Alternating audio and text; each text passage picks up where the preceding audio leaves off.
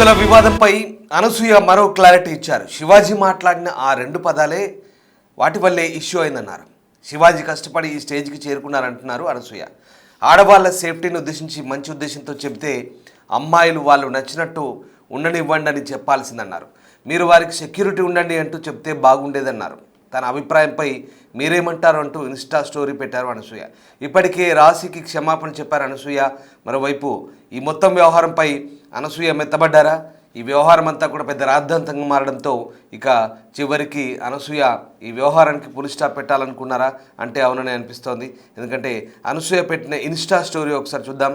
అనసూయ తాజాగా ఒక insta story పెట్టింది. There are so many questions that went unanswered this time too, but I need to rest.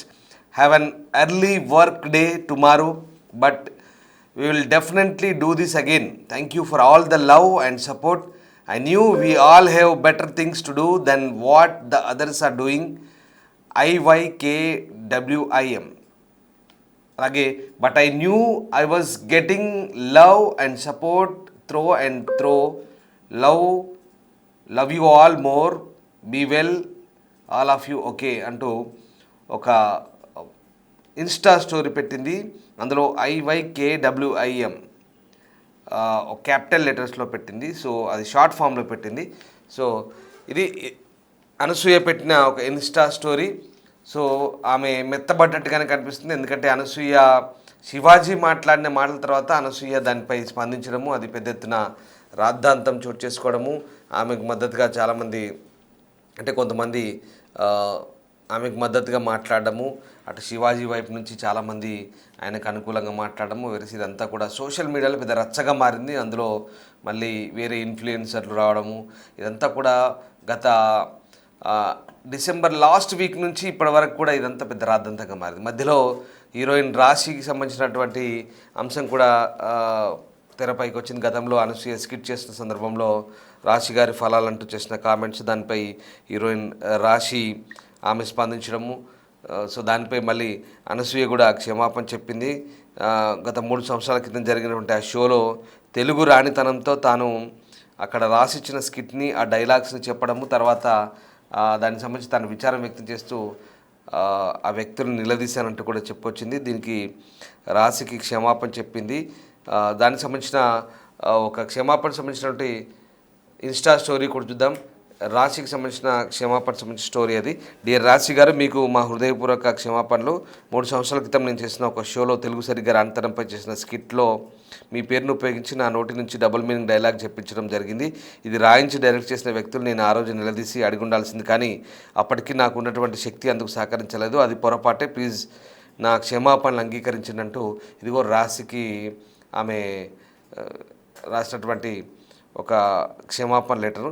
అది కూడా తను క్షమాపణ కోరుతూ రాసింది. సో ఈ రకంగా వెనక్కి వెళ్ళి ఇప్పుడు నేను దాన్ని సరిదిద్దలేను, కానీ అలాంటి మాటల్ని ఖండించడం దగ్గర నుంచి ఆ షో విడిచిపెట్టిన వరకు నాలోని ఆ మార్పు మీరు గమనించగలరు, నన్ను క్షమించగలరు అంటూ ఆమె చేసిన కామెంట్ అది. సో ఆ రకంగా అటు రాశిని క్షమాపణ కోరింది, మళ్ళీ ఇటు శివాజీ కూడా ఆ 2 మాటలు మాట్లాడకుండా ఆడవాళ్ళ దుస్తుల గురించి డీసెంట్గా చెప్పుంటే బాగుండేది. ఇక ఆడవాళ్ళ భద్రత గురించి తాను ఉంటాను అంటూ భరోసా ఇచ్చే ప్రయత్నం చేస్తుంటే బాగుండేది అంటూ ఆమె చేసిన వ్యాఖ్యలు అవన్నీ కూడా ఇప్పుడు అంటే అనసూయ ఈ వ్యవహారం మొత్తంలో దిద్దుబాటు చర్యలు దిగిందా అని అనిపిస్తుంది. ఒకసారి అనసూయ మాట్లాడిన వీడియో చూద్దాం. టైప్ చేసే ఓపిక లేక నేను ఇలా వీడియోలో మాట్లాడుతున్నాను. ఇంకా ఇప్పుడు ఆయన దొర్లిన 2 పదాలు అని అన్నారు. అది కాకుండా కూడా ఆయన ఎంతో కష్టపడి ఒక స్టేజ్ మీద నిలబడి మాట్లాడి ఆయన మాటలు అందరూ వినే స్టేజ్కి చాలా కష్టపడి కొన్ని మంచి పాత్రలు చేసి అక్కడ దాకా వచ్చారు. అది సినిమా వరకే అలాంటి పాత్రల ప్రభావం ఉంటే బాగుంటుంది. మనందరం కూడా let's not discuss film characters into our lives. Okay, ఇది అవుట్ ఆఫ్ కాంటెక్స్ట్ అనుకోవద్దు, మాటలు చెప్తున్నా. సో ఆయన ఆడవాళ్ళ సేఫ్టీని ఉద్దేశించి చెప్పినప్పుడు, మంచి ఉద్దేశంతో చెప్పినప్పుడు, అరే అబ్బాయిలు మీరు కూడా అమ్మాయిలకు వాళ్ళు నచ్చినట్టు ఉండనివ్వండిరా, వీలుంటే ఇలాంటి వెధవలు ఉన్నప్పుడు మీరు సెక్యూరిటీగా వాళ్ళని కాపాడుకోవాలి, మనం కాపాడుకుందాం, మనం అలా బిహేవ్ చేయొద్దు అని కూడా చెప్పుంటే ఇంత అయ్యేది కాదని నా ఉద్దేశం. మీరేమంటారు?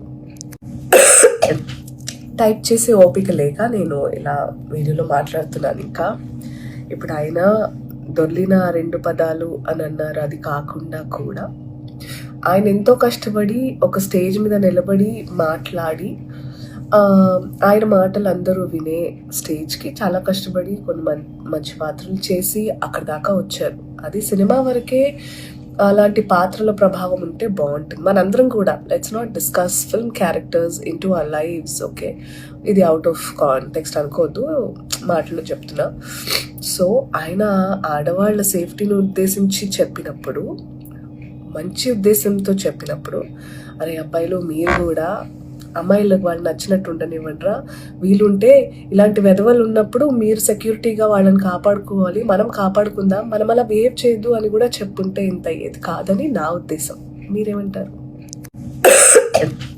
టైప్ చేసే ఓపిక లేక నేను ఇలా వీడియోలో మాట్లాడుతున్నాను. ఇంకా ఇప్పుడు ఆయన దొర్లిన 2 పదాలు అని అన్నారు. అది కాకుండా కూడా ఆయన ఎంతో కష్టపడి ఒక స్టేజ్ మీద నిలబడి మాట్లాడి ఆయన మాటలు అందరూ వినే స్టేజ్కి చాలా కష్టపడి కొన్ని మంచి పాత్రలు చేసి అక్కడి దాకా వచ్చారు. అది సినిమా వరకే అలాంటి పాత్రల ప్రభావం ఉంటే బాగుంటుంది. మనందరం కూడా let's not discuss film characters into our lives. Okay, ఇది అవుట్ ఆఫ్ కాంటెక్స్ట్ అనుకోవద్దు.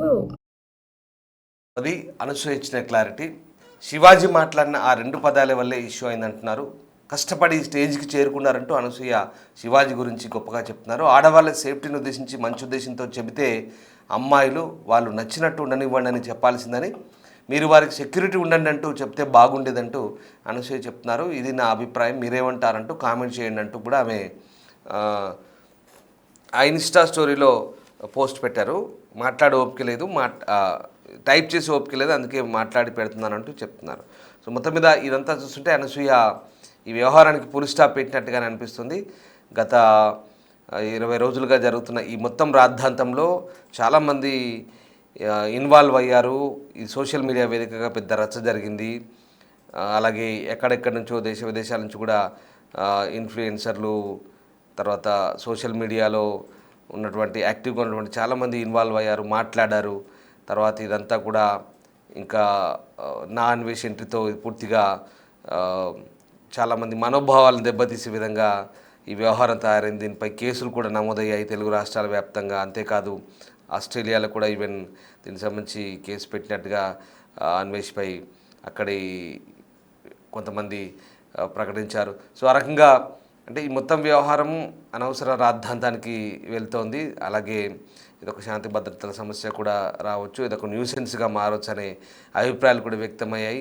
అందులో భాగంగానే అనసూయ ఇన్ని రోజుల పాటు ఇంకా ఆ వ్యవహారం జరిగినప్పటి నుంచి స్విమ్ సూట్ వీడియోలు రిలీజ్ చేయడము, రకరకాల ఒపీనియన్స్తో మళ్ళీ మాట్లాడడము, స్టోరీస్ పెట్టడము, రియాక్ట్ అవ్వడం, ఇదంతా కూడా కాస్త వ్యవహారం ముదిరి పాకాన పడేలా తయారైంది. కానీ ఇప్పుడు మరి ఈ మొత్తం వ్యవహారానికి ఫుల్ స్టాప్ పెట్టే దిశగానే అనసూయ ఇక దీన్ని అంటే ఇప్పటికి కానీ అనసూయకు ఈ వ్యవహారంలో ఇలా జరుగుంటే బాగుండేది, తను ఇలా అనుంటే బాగుండేది అన్నట్టుగా ఇప్పుడు మాట్లాడుతుంది. అంటే ఇప్పటికి కానీ అనసూయకు ఆయన మాటల అంతరార్థం బోధపడిందా?